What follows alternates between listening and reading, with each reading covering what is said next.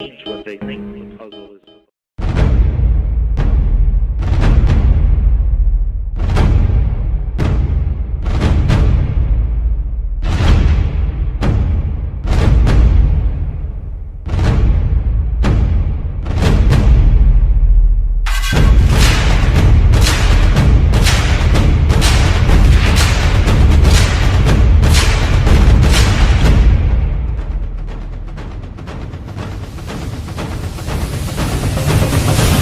Hi, my name is Gery Wayne, and I've written a book called The Genesis 6 Conspiracy, How Secret Societies and the Descendants of Giants Plan to Enslave Humankind.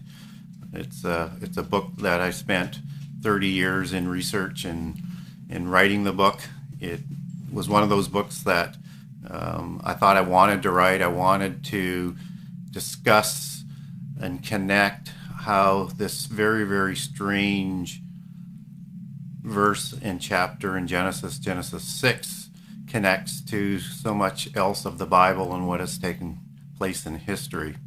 And what caught my attention was this very odd few lines in the opening to actually what is the flood narrative. And so how did that connect to the flood narrative? And that's where the sons of God went to the daughters of men, and they produced Nephilim. And in some translations, like the King James Version, it actually says giants instead of Nephilim. And it also said that these Nephilim were before and after the flood. And so how did that happen if everyone was destroyed except for Noah and his family on the flood? And then all these giants pop up after the flood, names like Avites and Emites and Samson, fallen angels and demons being very much involved as a major sign for the end times. And also the interesting connection, what is, in the Luke's version of that prophecy, what is their connection to Sodom? So I wanted to create a narrative that made some sense in my mind, and try and come up with a rational explanation that makes sense biblically. I decided I wanted to bring in a connection that I thought might be obvious, that there were giants recorded in every other culture around the world, on every continent. And was that just a coincidence, or was it telling the same kind of story?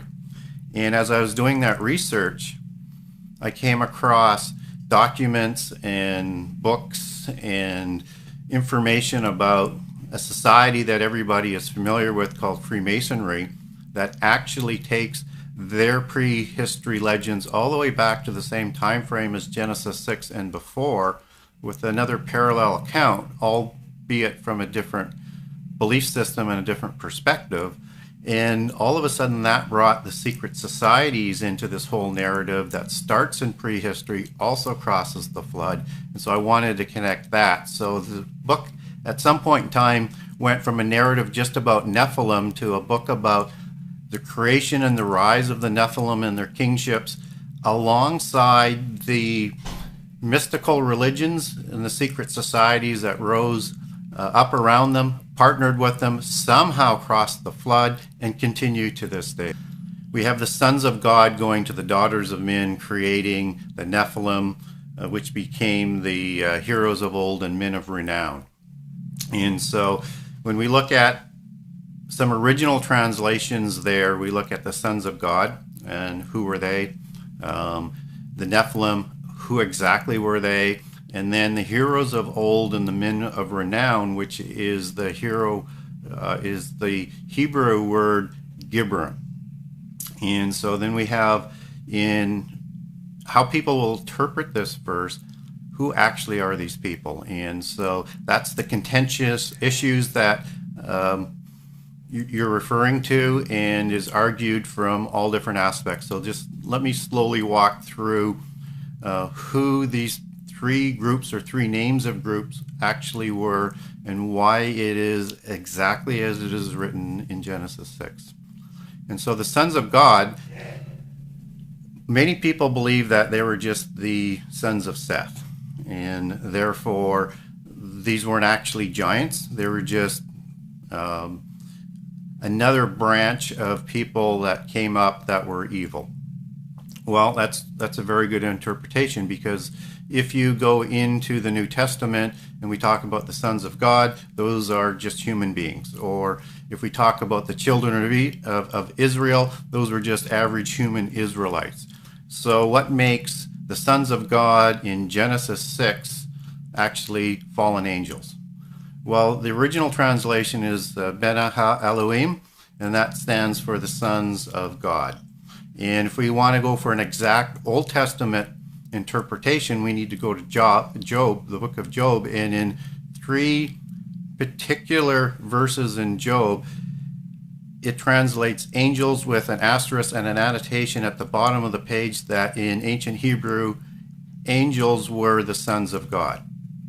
And so if we look at the 2 other possible translations, the children of Israel in the Old Testament and the sons of God in the New Testament, we find that those 2 translations, the first one is the children of Israel, that is actually a prophecy for the end time and beyond. So that's not referring to the same sons of God that are in Genesis 6.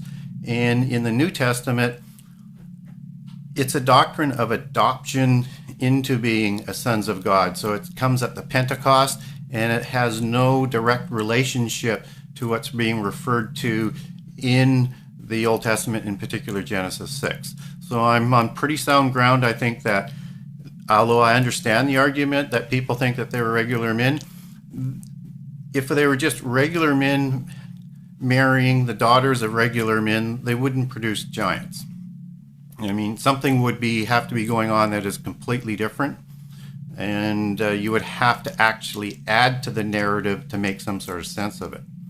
And so now we move into the word Nephilim, which actually translates as the fallen ones. And so some people say that those were the angels and not, and that the giants were actually the Gibberim, and I'll get to Gibberim next, which are the men of renown. Well, if we look at mythologies from around the world, and people have probably heard people like out of the mythologies like in Greek where we have the Titans, or we have the Anunnaki in Sumerian mythology. The Titans were 2 different groups. One was giants and one were the gods. And so if we look at the Anunnaki in Sumerian mythology, we have the same thing. So you have 2 groups. One was giants and one was gods. And so the second group, which is the offspring of the gods and human females in polytheist and philosophy and mythology, they produced earthborn gods. And we need to understand that the Nephilim were like a demigod. And they were a demigod in both the Genesis account and on all other accounts around the world. So they were part God or part fallen angel in the monotheist belief system, our belief system. And they were also part God and part human in all the other belief systems. So we have something that's rather unique, and it's a very consistent narrative around the world. And so again, humans copulating with other humans can't produce demigods. And so when people want to confuse Nephilim, even though it's a specific separate word, with the sons of God, which is one of the other arguments, they're confusing the 2, even though you can have the same name. We know from translations that the sons of God were always the Bena Ha-Elohim. They were not called Nephilim in the monotheist belief system. Now, many people say that the Nephilim weren't giants and supergiants, they were just Gibberim, men of renown and heroes of old. The Gibberim weren't necessarily Nephilim, but they were kings, and they were potentates, and they were evil potentates. And so when Gibberim is used later in the Old Testament, we see it come up in Ezekiel when it's talking about very powerful kings, and we also see it come up when it's talking about Nimrod. And I do understand many people think that Nimrod was a giant, but I'll argue it was actually Gibberim, and that was the specific application for Nimrod as a hero of old. And so people's argument will be is yes, they were powerful kings, but they weren't giants. What people need to understand is the Bible is very specific in the application of the words, and it's always 100% accurate, and it is never in contradiction. So Nephilim were both giants and kings and evil potentates. So you could be a Gibberim and be human, and be an evil potentate, but that doesn't necessarily make you Nephilim. But the Nephilim were both. And in the old world and immediately after the flood, the Nephilim they usurped all of the kingships. And they controlled all the royal dynasties, and they ruled over humankind. So we have those three entities. We have the sons of God, we have the Gibberim, and we have the Nephilim. Now, if we go over to Greek mythology, people will understand if we talk about Hercules or Theseus or any of the famous titans.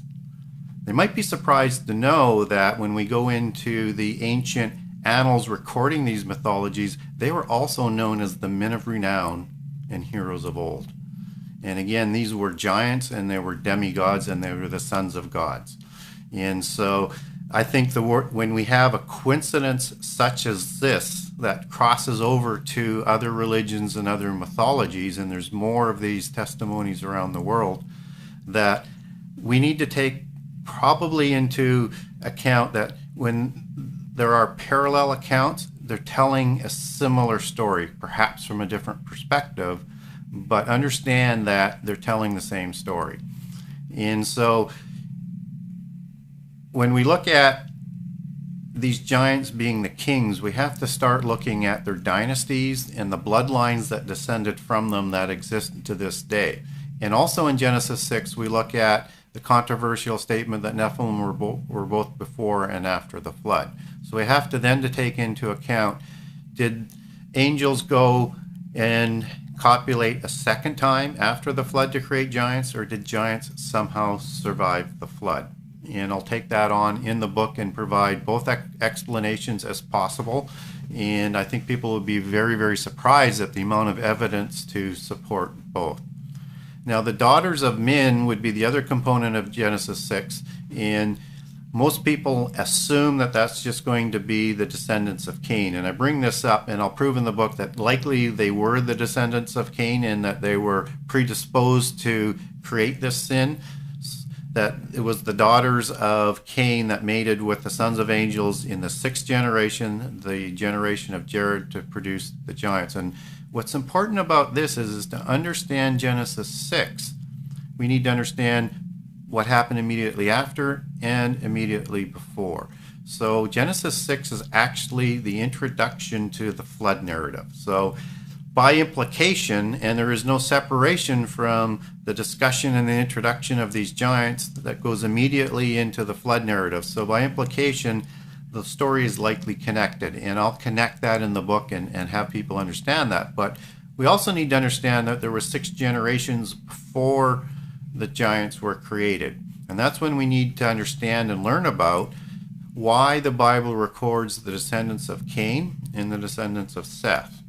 And so Seth would be the lineage that Noah came from, and then Cain had another whole line of descendants that in prehistory also were recorded as kings. So we have this kingship concept, which is not a natural concept for our religion or old Jewish religion, because kingship didn't happen in our religion until the time of King Saul, which was thousands of years later. So the king concept is a polytheist concept that actually started in Genesis with the Nephilim and with Cain before that. But when we start digging into the Cain sort of background and what was going on in prehistory, we start to learn about the rise of the mystical religions that the Nephilim imposed over the whole people of the earth. And so then we need to learn about how this mysticism arose. And that starts with the 7 sacred sciences and the illicit knowledge that came from the fallen angels to the descendants of Cain. And so that's one of the big reasons why they were so predisposed to create this violation against the laws of creation, where the seed or the spirit of heaven was going to be married with the flesh of the earth and create gods of the earth. So one of the primary sort of doctrines of the early part of my book is I'm going to make a case that that is a violation against the laws of creation. Now, these sciences and this additional information that came from the fallen angels developed into all of the major arts and sciences that we know of today. But it's how far they were able to develop these sciences and how they were able to pervert that. And to secret that knowledge, they created a mystical religion. And it was a sun worship religion. And Enoch, son of Cain, not Enoch, a son of or descendant of Seth. We need to understand there's two Enochs in prehistory. And so Enoch, son of Cain, developed this whole knowledge base into a knowledge-based religion that people might know today as Gnosis or Gnosticism. And again, this is all connected. And so they secreted all of this advanced knowledge into these mystical religions, into an initiatory religion, which is where Freemasonry started. And actually Freemasonry comes from Masonry, which is the fifth science of geometry. And so when we look at the craft legends from Freemasonry, understand they say and they recognize whether it's Tubal-Cain or Enoch or any of the descendants of Cain as their patriarchs, and they're founders of these secret societies to house this information. And they took this information to such a level that they claim that, and I want to understand, they claim that they created the great monuments of the world that mystifies people today, monuments like Stonehenge or monuments like the pyramids. This is their recollection, and this is the same types of secret societies that we see today. So we see this partnership that happened in the antediluvian world, and for people who don't know that word, that's just a large word or technical word for before the flood. And so we have this rise of, in the sixth generation, of the giants which usurp the kingships. They partner then with the mystical religions from the Cain line and the secret societies to govern the people, the kingships, and to build the monuments. So we have this major partnership that now becomes an answer for why is that so important in Genesis 6 leading to the flood, because violence was everywhere, evil was everywhere, and not respecting the true God of the universe and not worshiping the God was absolutely omnipresent, because they implemented this belief system universally and with force. And so by the time of Noah, only Noah and his family were not perverted by this tyranny that was going on by the Nephilim kingships and the religion that they had spun off. And thus came the flood. Okay, so let's now talk a little bit more about the religion, the sun worship, Sabaism, as some people might know of it, and relate that to the flood story in the religion of the Nephilim and the people before the flood. And I think people are going to recognize that this is very, very familiar with what actually crossed the flood as well, because again, it was the same religion. And so when we talk about the mystical religions, it is a sun worship. And I think in all the different mythologies that people know around the world and all the different religions around the world, it's basically a sun worship religion. And it's a pantheon of gods. And those are the two connections. And so how this connects together is that the fallen angels, and perhaps even fallen angels mating with fallen angels to create a lower set of gods in the pantheon, with the Nephilim as the earthborn gods, and the kingships at the lower level of this pantheon is the polytheist religions. And it's the same pantheon that is all around the world. It doesn't matter whether or not it's in Greece or it's in Central America or if it's India. It is the same religion, and it is the same pantheon.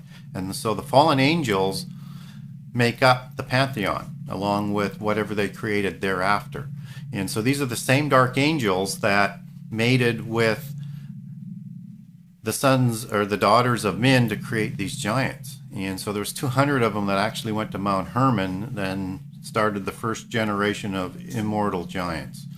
And so the demons that people refer to and were also part of what they call hero worship, which comes out of Greek mythology, these were the bodiless spirits of the giants. So the first generation of giants was created immortal because they had the immortal spirit of the angels, but their bodies weren't immortal. So those bodies either died out or they committed suicide to prevent the pain of the aging body. But those spirits were not permitted into heaven. And so that's the demons that Jesus talks about in the New Testament. And the crime for creating these giants were that those dark angels, who I would call impassioned, they were locked away in the abyss. And these are the same angels in the abyss that will be released in the end time. So as a violation against the laws of creation, that was the punishment. Okay, so now we have the religion of Enoch, which is a sun-worshipping religion based in mysticism and the secret sciences and initiations and sacrifices and all sorts of what we would look at as abominations, whether it's orgies or sexual perversion and on and on and on, was all created before the flood.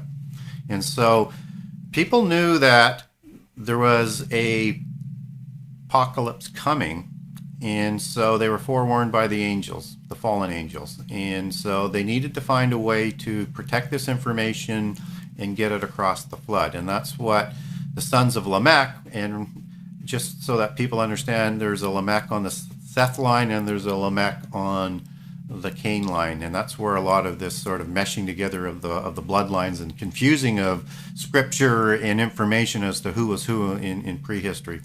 Those sons and daughters, and Nama was the daughter involved, they reinvigorated this religion and mysticism and in their generation, which was the generation after the creation of the giants, and they found a way to record the information in terms of what those sciences and religions were, and where Enoch had created 9 vaults with like 36,525 books that were hidden away. And so that was how this information crossed the flood and how the religion crossed the flood. The key thing to remember is this is the same polytheist religion that we had all around the world. And I think it will resonate with people. Just as when we look at what will resonate in those cultures is all of this sort of dragon and snake imagery. And that's because the fallen angels were seraphim angels, and they had the face of a viper. And so you put wings on a translucent spirit being, and you have a form of a dragon, which is also the first form in the fairy mythology, because there are 4 fairies. And in their mythology, there are the opalescent fairies that came from other planets, who produced the earthborn fairies, which is the Nephilim. And then there was the demons, or the daemons as they would call them, and those are the spirits of the first generation of Nephilim that died out. And then you have the elemental, which is the 4th one, and there's 3 classes of little people, where now we could talk down the road about a connection to the alien mythology, because that's directly related. And so this information crossed the flood, and it turns up that person that we just talked about before, Nimrod, partners with a fellow called Hermes at Babel, and they find this information and they resurrect it.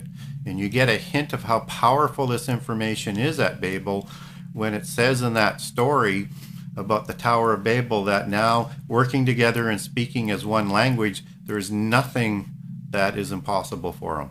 And what they are building is they're building a ziggurat and a fortress very similar to what was going on in the antediluvian world. They were recreating the same rebellion that caused the flood after the flood. But the question gets to be is how did the giants survive the flood, or were they recreated after the flood? Because you could interpret Genesis 6 either way. So if we look at a second impassioned violation, and we already know that the original Nephilim, or the original fallen angels, were put into the abyss as punishment for creating the giants, then that means if there's another violation, then the next one is absolutely out of spite to recreate these giants. And it's certainly one possibility. There's nothing really in the Bible that says that there was a second impassioned violation. But if we go into other mythologies and other religions, we do get that. So let me cover off a couple of that, and I'll cover off the other possibilities of Nephilim surviving the flood. So when we go into mythology as an example that people would know, two for sure, I think, Greek mythology and Sumerian mythology.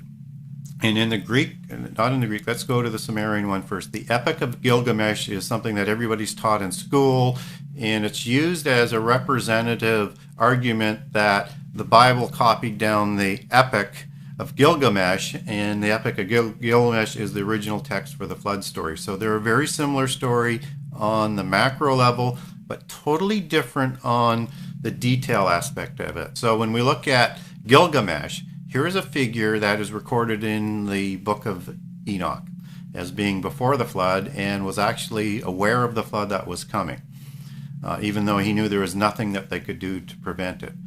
And in the Epic of Gilgamesh, he is known as an Anunnaki, what we would call Nephilim from a Christian perspective, that survived the flood. And he was a demigod as described in the Epic of Gilgamesh. So he was part divine, part human, and he was a giant and a evil giant. And the person he tells the story to is a fellow called Enkidu. Now, Enkidu is created after the flood, and in the same manner as Gilgamesh was before the flood, and in the same manner as all giants were created around the world. And he was created as a counterbalance to prevent the evil that Gilgamesh was capable of doing and did both before and after the flood. But he becomes friends with Gilgamesh as opposed to counterbalancing, and they actually partner more into evil. So this is the second character in the preamble that's introduced in the Epic of Gilgamesh, and he too is a demigod created by the gods and a human female. And so they're telling a story about the flood story, about, depending on which language you want to translate it from, the two names that are most common are Utnapishtim and Ziusudra, as the king of Mesopotamia or Sumeria before the flood. And he takes, he's warned by the gods that there is a flood coming, and to take a similar type of an account as in Noah, to take animals on this ark and to take many people of his family and much of his kin. So we now assume that Gilgamesh was probably akin to Ziusudra. And so he's the archetypical Anunnaki Nephilim potentate. So he's not this sort of peaceful agrarian. He's this military warrior, evil potentate that we talked about. And so is this family that he takes along with him. So just in the preamble to their flood story, we're talking about giants and their account of surviving the flood. And also in there, with Enkidu, of that creation, that also echoes a possible second violation to the laws of creation. If we look at Greek mythology, it's basically Pyrrha or Nora as the wife of Deucalion, because and Noria will have several names, especially in the Gnostic religion and other mythologies, but they believe that Deucalion and Pyrrha or Noria was the same as Noah. And that's the Greek translation. Well, that's not actually true. And so what we find is that Deucalion is the son of Prometheus. And again, in the Greek mythology, Prometheus was both a god and a titan. And so we have an interesting relationship there again. So we understand this, that Deucalion was either the son of a titan Nephilim or was a Nephilim son of Prometheus the god, but either way, he's a Nephilim. And in the Gnostic religion, they believe Noria is just a derivative of Nama, which was one of the descendants of Cain and daughter of Lamech that we had just talked about.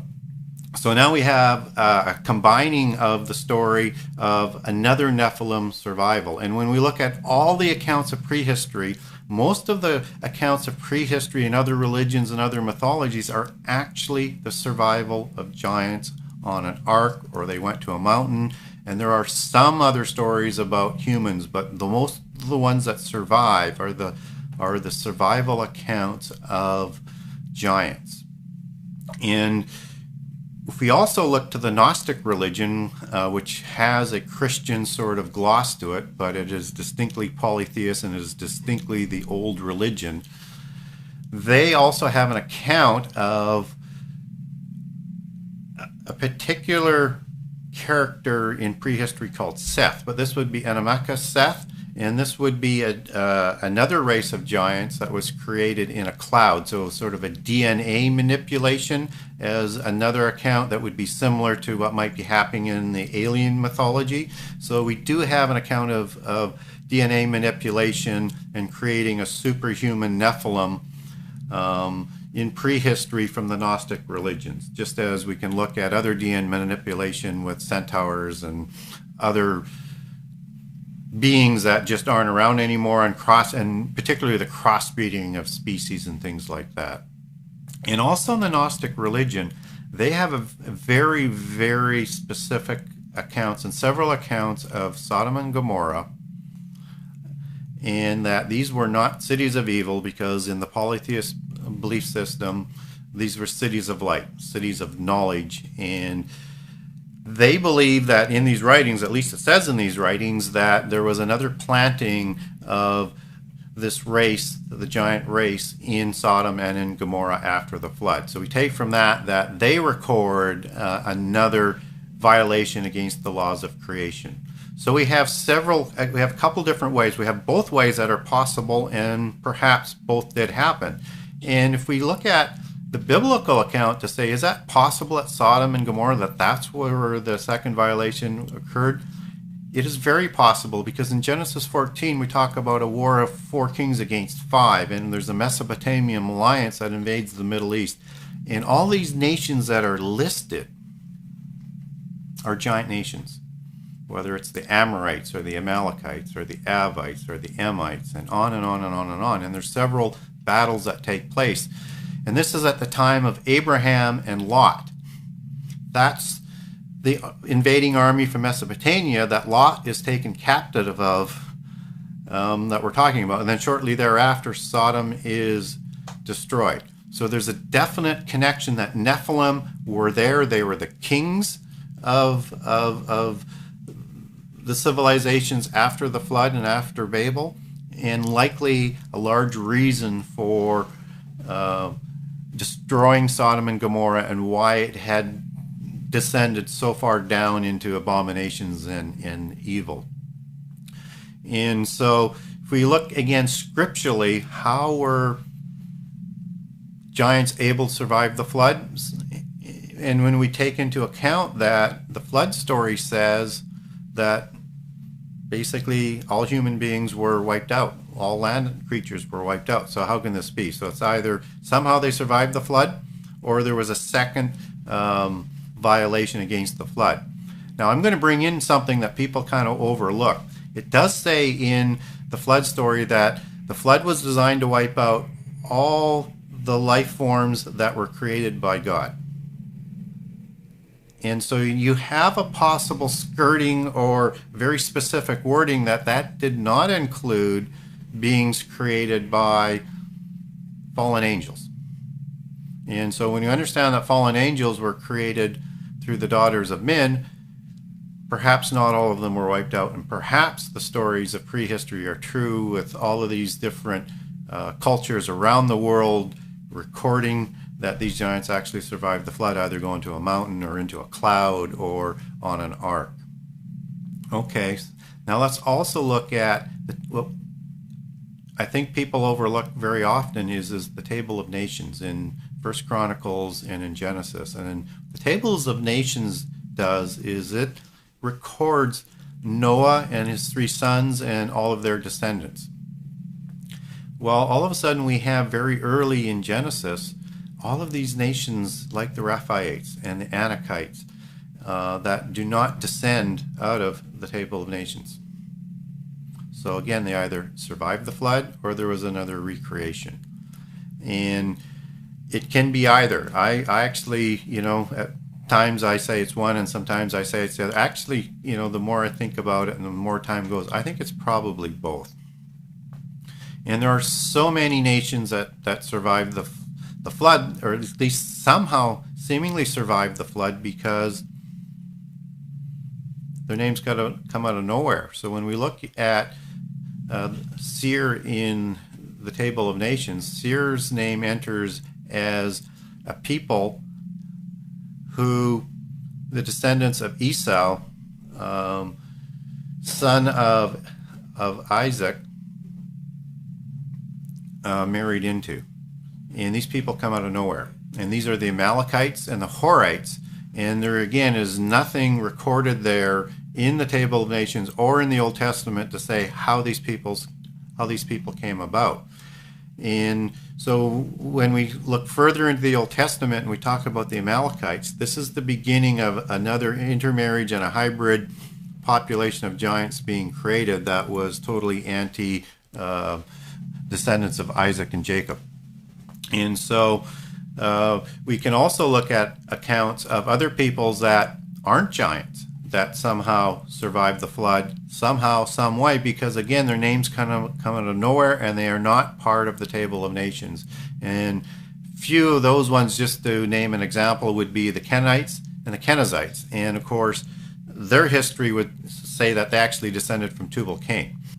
And so when we talk about the Kenizzites and the Kenites saying that they go back to descend back to Tubal-Cain, that's why we see this sort of mythos, this mythology that continues through religions and entertainment of people surviving the flood and descending back to Tubal-Cain. And probably the clearest one and most recent one was the recent movie about the flood and Noah, and where they insert Tubal-Cain being on the flood, on the ark, and surviving the flood. And that's a 100% Gnostic belief, where they believe that two of the sons for sure, and in some accounts they'll say Noah was Nephilim as well, but they believe that Tubal-Cain and Ham were the descendants of Tubal-Cain, and they were not the sons of Noah. And so again, you have to understand this is a different religion, a different belief system, but this belief system is everywhere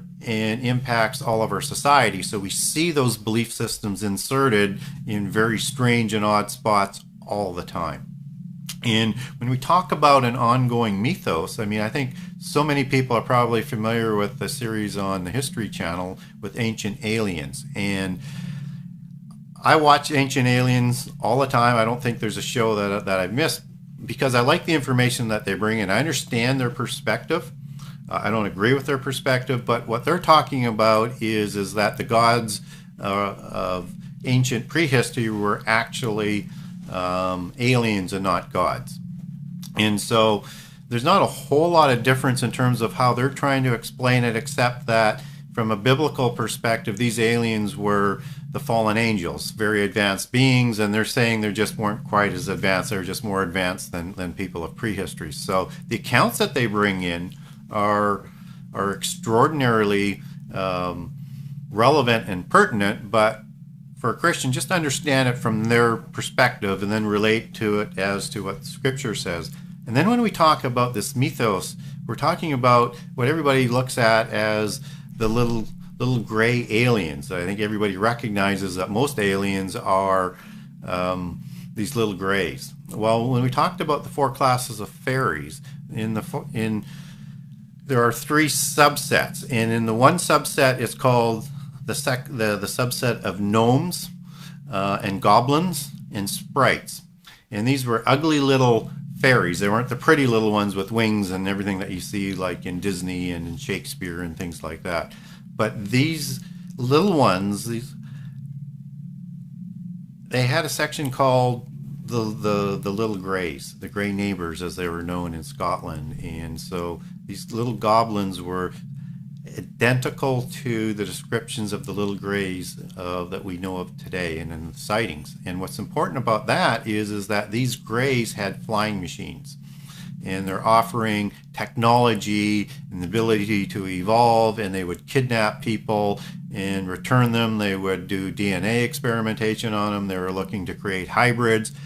And in my book, I'll give an abduction by a fairy, by a gray neighbor, that you will find absolutely amazing. And if you didn't know it was an abduction by a fairy, a little people, you would think it was an alien abduction.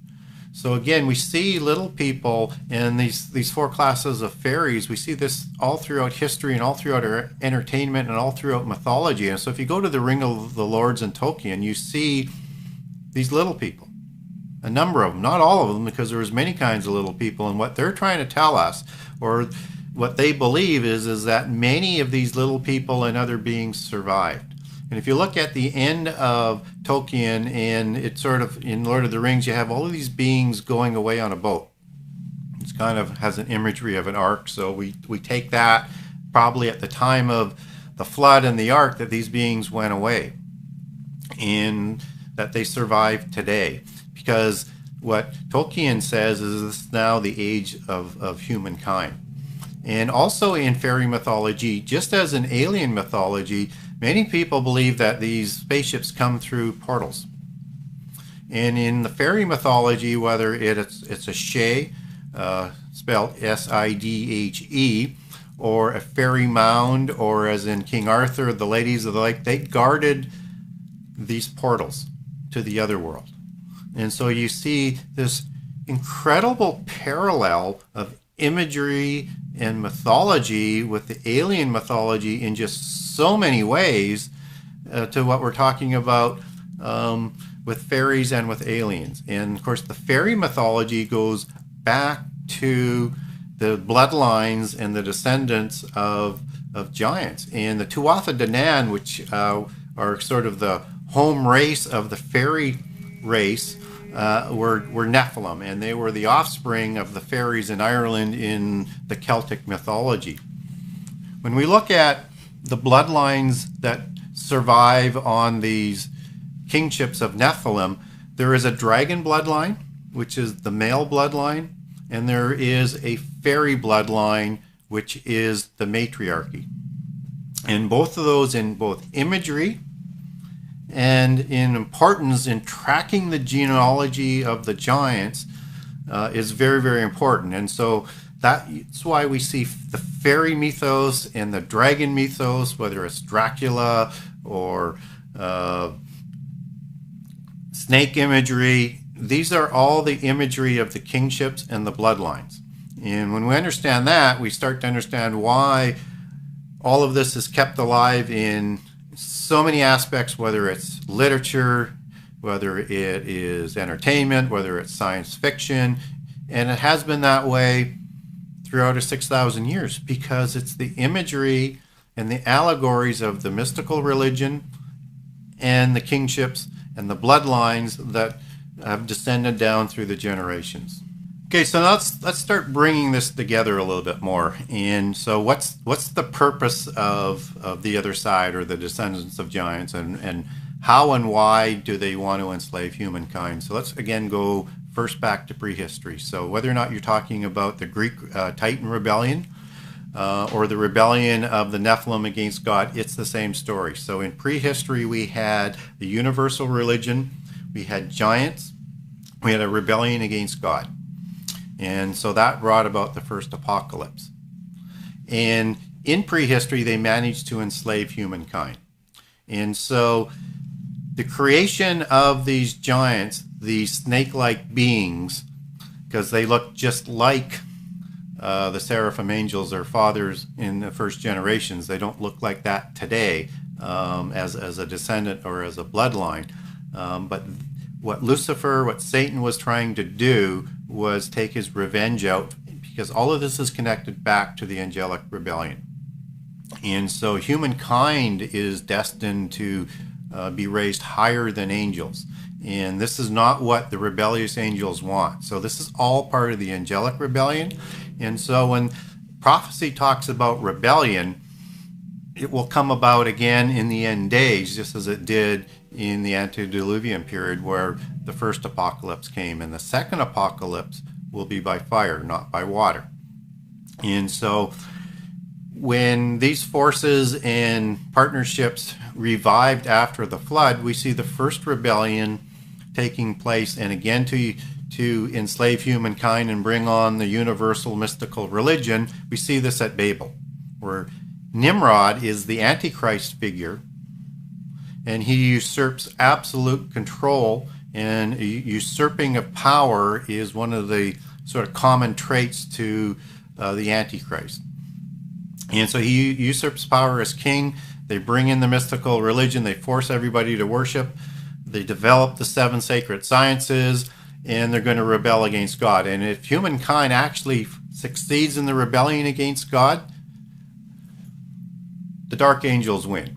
And so they need to enslave us. And so God stepped in and confused the languages so that it wouldn't happen again until the time that's been ordained, which is the end time. And so we will see another rebellion, another stand against God, just as it occurred before the flood and at Babel. And so when we look shortly after the flood, these Nephilim, either from a recreation or surviving the flood, they once more usurped all of the main kingships after the flood. And so when we look at the Amalekite dynasty, the Egyptian dynasty, the Sumerian or the Akkadian or the Mesopotamian dynasties, the Mitanni dynasty, the Hittite dynasties, these are all Nephilim dynasties. And these bloodlines exist today. And they exist today in the royal families. And so most of the royal families, and they have genealogies to prove it. At least that's what they say. And they also have genealogists, and Lawrence Gardner has written many books about it as being a royal genealogist. They have the ability to take those genealogies all the way back to all the way back into prehistory and all the way back to the giants. And so this bloodline is existing today, and that's why I call it the descendants of giants, or the bloodlines of the giants. And what these bloodlines are designed to do, and have been designed to do all throughout history, is to be kept pure to introduce the Antichrist. And so I will make a case in the book that the Antichrist of the end time will be a bloodline, or at least they will present him as a bloodline descending down from the giants. So now we're connecting these ancient bloodlines to the royal families around the world, and some of the most powerful families in the world. And so a question that a lot of people will have is so why aren't they giants today, and why don't they have the face of a serpent today? And so there's kind of 2 schools of thought. But I would encourage people, if they ever get a chance to go see a King Tut display, look for a statue of Akhenaten, and that would be circa 1400 BC. And if you look at that face, you're still seeing many facial features that are snake-like or favor-like, in terms of the slanted eyes and the extended chin and the sloped forehead. And you can see through prehistory there's a significant amount of elongated skulls, and you'll see that in Egyptian history as well, and even as late as in Akhenaten. And try and keep the bloodlines as pure as they can. They still have to bring in other bloodlines, otherwise diseases and genetic things will come in. So they'll reintroduce bloodlines from related families that may have some human bloodlines, refreshing the bloodlines. And so there's been a sort of a long continual dilution over time, which is what most people will believe as to why they've come down to a size that of a normal human for the most part, and they don't have the same features as they did even 3,000 years ago, or maybe even 2,000 years ago. And then the other theory, which I'm not necessarily a fan of, but if people really get in deep into the genre, there's a specific genre about the lizard people, and that they have changeling qualities. That's possible, I suppose. I'm not a fan of that particular one, but there is a large following out there that says that they have the ability to duplicate what a human looks like, and when they're in private they look like a lizard. I think that's pure speculation. I don't think there's any proof of that. And just as there's a lot of talk about the bloodlines of the royals is an Rh negative bloodline, and that's the actual bloodline of the Nephilim.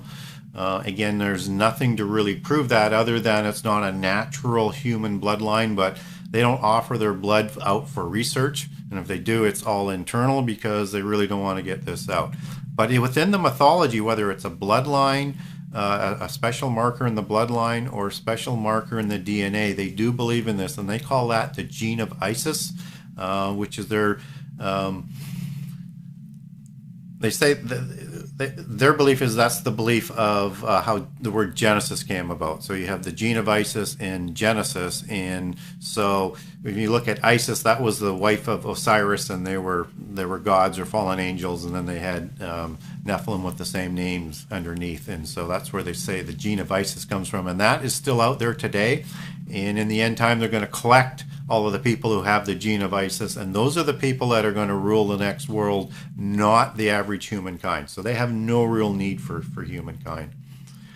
And so when we start to roll this forward, and this seems like all speculation, but I'll follow throughout the book this history that has taken place and how they've affected history. But when we bring that into the modern time, we have to look to what are they doing today. Well, if we look at the world today, it is being prepared for world government. It is being prepared for the end times, and this is all the work of the secret societies in the other religion and the bloodlines of the giant, because they want to bring about the end time. They want to bring about the Antichrist. They would prefer to do it not at the ordained time. They would prefer to do it any time other than the ordained time, but they will take the ordained time if they have to, and they will.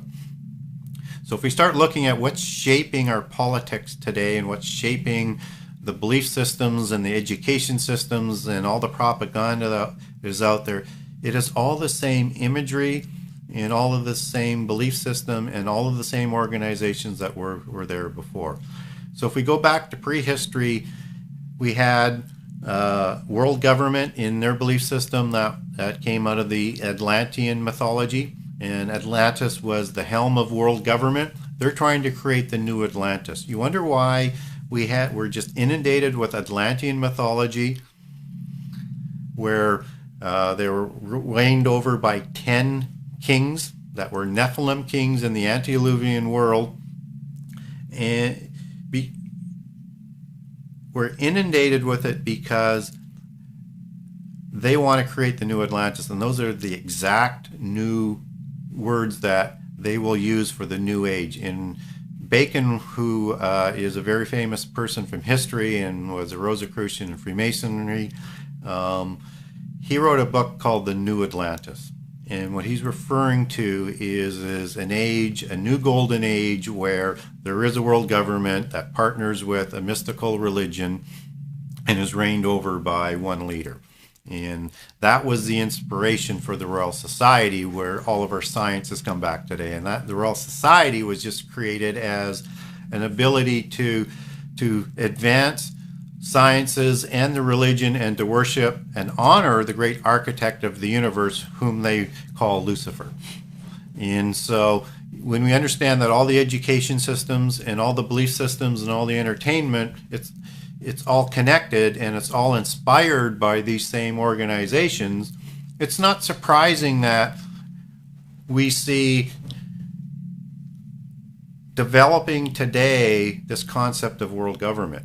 It's an ancient concept. They want one government that they can rule over, just as they did in antediluvian times and at Babel, with one sun-worshipping Babel relationship, or as it's known in the end time, Babylon, and that they're going to have one king over there who will usurp kingship, which will be a modern Nimrod or a modern Nephilim. So they're working at bringing about world government. And if we look to Daniel and into Revelations, we now find that the Bible prophesizes 10 world empires, or 10 empires, 10 kings.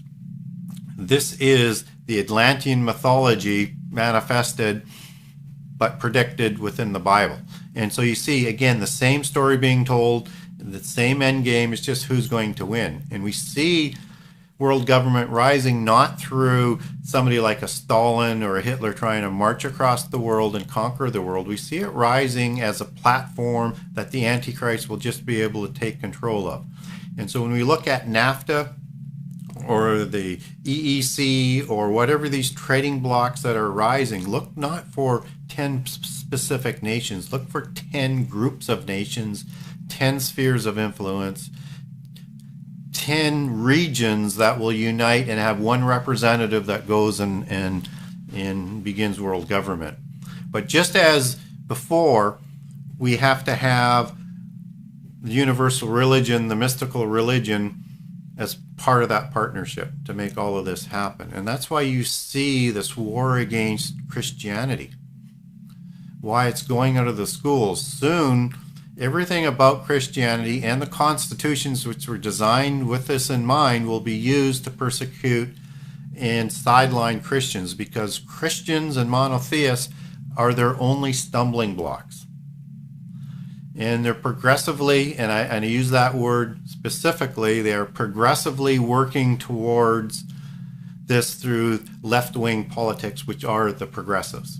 And they've tried to create this many, many times. And the last most recent one, and it's a perfect analogy, and I'll cover it off in the book, is the rise of the Third Reich. So you have an Antichrist figure, you have the mystical religion, you have the Third Reich, the 1,000-year reign that they're trying to recreate. You have the slaughter of the Jewish people, and then it would have also been the Christians thereafter. It is an exact Antichrist type prototype, just as Nimrod was. So again, what was before is going to be again. So they work at bringing about these things through specific secret societies. And you remember us talking about Freemasonry and Masonry in its ancient forms. Well, Nimrod was the first founder of the Masonic secret societies at Babel, and he wrote the first constitution, and then it was revitalized and reformatted the constitution at Heliopolis in Egypt. And that same organization, with many genitive organizations, has survived ever since, and we know that today as the Rosicrucians, we know that as the Freemasonry organizations, we know that as the Illuminati, and then all the different organizations that they have spun off. And that would be including the Gnostic religions, which they worship at their center, which created Theosophy, which also created New Age. We will recognize these groups as groups like the Bilderbergers, that they are taking all the new money and utilizing them to influence the world and meeting in secrecy, just as the Bohemian society that meets in California is, again, about new money, not the old money, not the true bloodlines. Understand there's a hierarchy involved here. So Freemasonry has lower levels, and then at the 33rd degree they become illuminated and become an adept. And then from the Illuminati and from the enlightened people at the 33rd degree, the Illuminati drafts those adepts. And so that's the inner part. And then those people who have some bloodlines, some noble bloodlines, and who are able to continue to progress with enlightenment, they are drafted into the Rosicrucians. And above the Rosicrucians is the Council of 300. And the Council of 300 comes from the 13 families of the pure bloodlines. And then you go back to the 13 bloodlines. And within the upper tier group, they're going to keep 3 Antichrist figures ready to go at any time, raised from childhood, illuminated in levels that a Rosicrucian of a lower level wouldn't have, or Illuminati wouldn't have, but they've got an Antichrist figure ready to go all of the time. Some of the other organizations that these secret societies and families fund, people might remember the Skull and Bones. And so the Skull and Bones is just another one of these organizations, and what their main thing to do is out of Yale in particular, they're going to draft in the pseudo blue bloods from the United States. And then when they talk about pseudo blue bloods, that's again the bloodlines. It's just not as pure as the ones that came across from Europe. but it's the American purebloods. And of course, those families tend to intermarry. But the people being drafted into the Skull and Bones, they're the people going into all of these government organizations to control governments. And so most of them go into an organization called the CFR first, and that's the Council of Foreign Relations. So if you look at any political shows and interviews, they're going to bring on these advisors and people when they're talking about politics, and many of them are going to come from the CFR. This is from that organization, and it's their job to bring about world government. And there's not just the CFR that's an organization. You have the Bilderbergers, and they were doing the same thing, only from a European perspective. And that organization, their end product was the EEC. And we talked about that earlier as one of those rising empires, just as we look at NAFTA as part of a North American entity that's going to form into these 10 world governments. And then there's another organization that people might be familiar with, is the Trilateral Organization. And they were created for Europe, United States, and Japan, the three biggest economies in the 70s, to again find a way to bring the world together as one government. That's their charter. There's another interesting group, and there's many of these webs that are working. The Leviathan of this organization is so immense, people can't imagine it. I can't imagine it. It's just everywhere. But there's one that sort of brings us full circle, is an organization called the Club of Rome. And the Club of Rome is an organization that was organized to bring about world government with, you guessed it, 10 empires, 10 blocks of countries. And they were organized in the late 60s and the early 70s. So this organization is above the Bilderbergers and is getting very close to the Council of 300 with its members. So very, very powerful members that are in this with pure bloodlines. And so not only do they want 10 empires, this is where, and people might find this controversial, they decided they needed certain policies to cattle herd people, things that could cross borders and get people to move into a direction of a world without borders. And so they came up with so much of the environmental protest and policies. They fund that. They came up with, if you can believe this or not, the great overpopulation scare. So they're creating these apocalyptic policies from the 60s and 70s that they're continuing to use today. They created the doctrine of peak oil to, again, help cattle herd and manipulate markets. And also, what I think people will find interesting, and it doesn't matter whether or not you're a fan of or a believer in global warming or not, that's their doctrine. They introduced that one at the same time. And so their job is to cattle herd people into world government. And so we have all of these different institutions that are working together. And if we go back before Freemasonry, there was an organization called the Knights Templar. And the Templars were founded by these same bloodlines and these same organizations. And what the Templars did was they created modern banking. And so whether it was a check or credit facilities, and they grew wealthy over lending money to all of the various monarchies to wage their wars. And when they were broken up, these organizations needed to reassemble, and they split into several different groups. And so Freemasonry through Scotland, where it originated and where some of the surviving Templars went, was one aspect of it. And that was more or less the political aspect, and it grew with the expansion of the British Empire and with the French Empire. And so they also needed to replace the banking arm. Well, there was a family in Germany who was working for some of the German bloodlines, was brought in to be the bankers, and that was the Bauer family. And then when they grew rich and powerful and became the banking arm of the agenda of these bloodlines and organizations, they moved to England, to London. And they felt they should change their name. And coincidentally, most people will be familiar with the family called the Rothschilds. That's who the Bauer family is, and they were created to fund these organizations. Then the Rothschilds, they drafted many families in the United States and made them wealthy, and they're loyal to the Rothschilds today. So if we talk about the Carnegies, or if we talk about the Warburgs, or if we talk about J.P. Morgan, and in particular the Rockefellers, all of these families were funded by the Rothschilds, and they're totally loyal today. And these are sort of that heart of that pseudo blue blood line that goes back to the Rothschilds, who aren't as pure as the 13 families, because this was a less pure line that was brought in after the demise of the Templars. But they were the banking arm.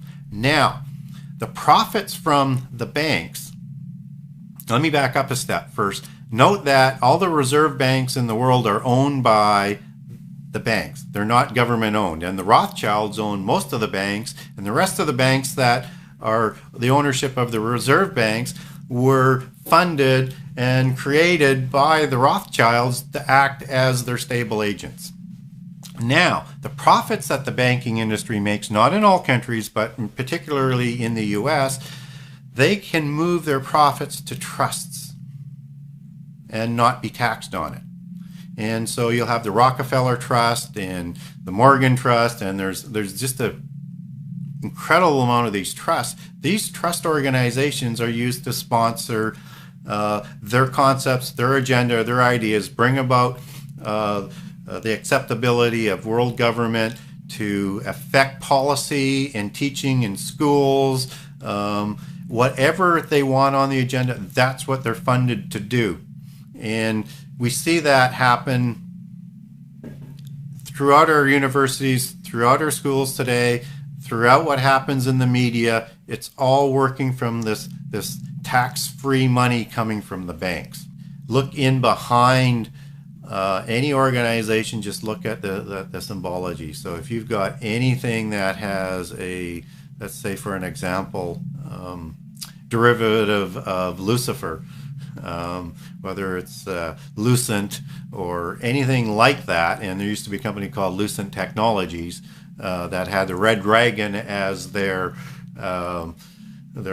icon, and their address was 666 on a street in New York. So they are very arrogant, but people don't look. But you have to understand the language that they're talking about. And so what they're really trying to do is just sort of get people used to the concepts, so that this isn't such a big surprise, so that when world government comes about, you're ready for it. When socialism, when they want to create a socialist government, you're used to it, because you've seen these ideologies all throughout, that Christianity isn't a religion that you can trust in, that the New Testament isn't accurate, the Old Testament isn't accurate. These are all the doctrines of what they're trying to do. And when you see the imageries, whether it's with the alien mythos, look for the religion that's in the alien mythos. It's mysticism. It's Eastern mysticism. If it's evolution being taught in school, understand that comes out of Eastern mysticism. It's a mystical concept. It's not about that you just live and die. It's that it's part of recreation, that your spirit will evolve over time to become a god. So it's a different spin, a different belief system into godhood, just as Eden, the big doctrine out of Eden is eat from the tree of good and evil so you can be like God.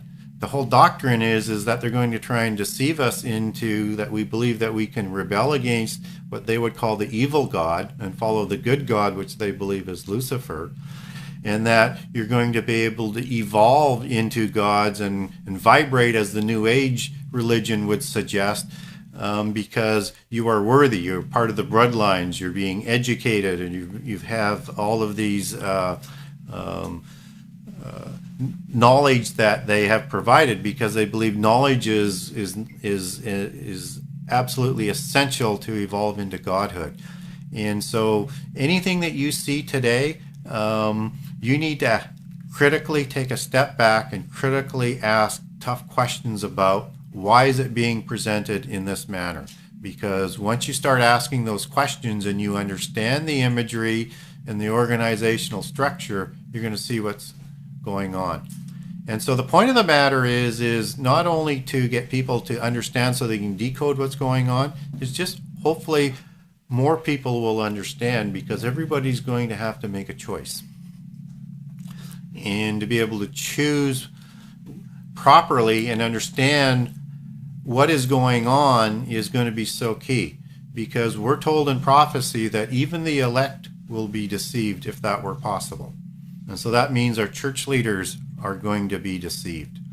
And they are going to come at us from a religious perspective. The only way they can bring on a polytheist, and for those who don't understand the word polytheist, that's worshiping many gods, as in a pantheon. The only way they can bring on a polytheist mystical religion is destroy Christianity. And so they're going to come at us, and that's why you see books like the Da Vinci Code. It's why you see so many things going on to prepare us. They're going to present to us that Jesus did not die on the cross. And this is straight Gnostic belief, because Gnostics believe they're Christians. They just don't believe in a divine Jesus, and that he was a prophet like Buddha and all these other prophets from the past. And Jesus was just like them, an important prophet, but a prophet and immortal nonetheless. So they are going to attack the resurrection, the virgin birth, and they're going to attack Paul, who is sponsorship of most of the New Testament, and they have to destroy those concepts. And they believe they have the proof to do that. That's part of the secrets and the knowledge that they have. And unless you're totally prepared and understand what they're going to be talking about, you too might be deceived. So learn from prehistory, read the book, understand how to decode the times. And one of the most significant examples of preparing people for the end times and the propaganda and the imagery that goes with it is go look at pretty much any of the major holidays that we celebrate in North America today. And you're going to see they're inundated with this imagery, with this allegory, and with this distortion. And so we have All Hallows Eve, which everybody is familiar with, and it's about devils and witches, and that's all part of the belief system. They believe it's good, not evil, like what we do, but it's a different perspective. If we look at Easter, that goes back to Ishtar, and the eggs are the fertility eggs, and all back into this ancient prehistory of Nephilim and gods and mating with human females to create giants.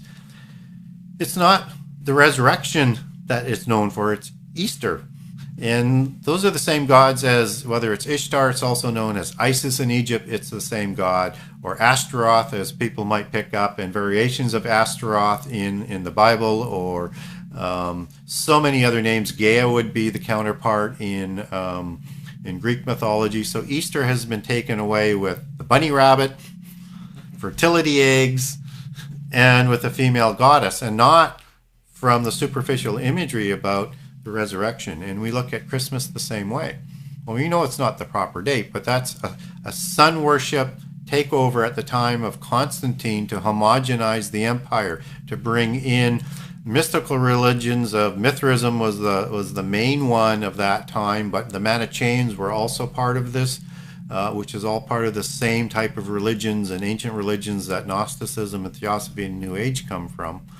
So there was this sort of combining of dates and imagery into what we know as Christianity's birth with the Roman Empire, as opposed to the Jerusalem church and the original birth. So it changed radically in that form, and we see halos, which is part of the Egyptian religion. We see images of Jesus and the baby Jesus, which is an image of Isis, Osiris, and Horus as the Trinity, and on and on and on, including December 25th. And so when we look at the Mithraic religion being introduced into Christmas, and that he also rose after 3 days, so we see a blending in on this, and on the 25th and the solstice, typical polytheist religion sort of overlapping it. I think it's fine that we celebrate and also acknowledge that we ought to celebrate the birth of Jesus. Just understand that that date has been manipulated when Constantine brought the religion to the Roman Empire. Then we also look at the modern sort of manipulation of Christmas, where we introduce Santa Claus, and everybody thinks Santa Claus goes back to St. Nicholas. Well, this is not a St. Nicholas doing good for poor children and poor people. This is a fairy mythology inserted into Christmas. And the elves are part of the fairy mythology that we talked about before. And these little ugly elves, they focused on the naughty list and what they did to the children in an evil sort of way to the children that weren't good. And this individual, that Santa Claus, was not St. Nicholas and was a different character in the story. So this is another piece of fairy mythology that's just designed to take our belief system away and fool people. And it's a way of degrading Christianity in a way where people like to have a celebration that sounds good and everybody likes to do, but at the end of the day, it's slander against Christianity. And so I think we need to understand that the history and the meaning that's behind these allegories are things we need to learn, and they're there for a reason, and they're not there for the betterment of Christianity.